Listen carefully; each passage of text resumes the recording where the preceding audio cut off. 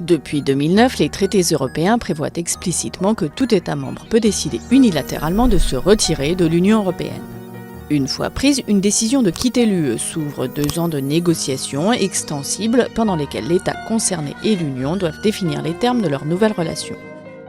Négociations dignes du plus compliqué des divorces compte tenu de l'imbrication des législations nationales et communautaires et de la profondeur des liens tissés au fil des ans dans des domaines aussi variés que l'économie, la finance, la sécurité, le social, l'environnement ou la culture. Un accord bilatéral sur mesure peut tenter d'être négocié.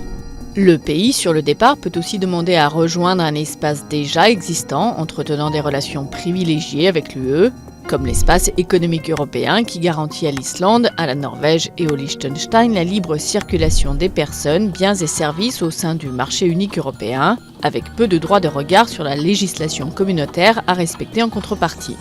Si au bout de la période de négociation aucun accord n'est trouvé, le pays qui fait sécession devient un simple pays tiers au même titre que n'importe quel pays comme par exemple les États-Unis ou la Chine. L'accès privilégié au marché unique est supprimé. Fini aussi les droits spécifiques en matière de retraite, résidence, travail, vote, conférés aux ressortissants de l'État en question dans les autres pays de l'UE, et vice-versa.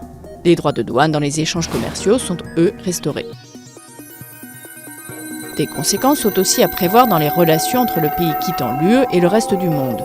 L'Union adopte souvent par exemple, en tant que bloc, des sanctions contre des pays tiers et négocie au nom de ses États membres des accords dans un certain nombre de domaines comme le commerce, le transport aérien ou l'environnement. Casse-tête donc en perspective, d'autant que l'Union européenne n'a jusqu'ici connu que des élargissements.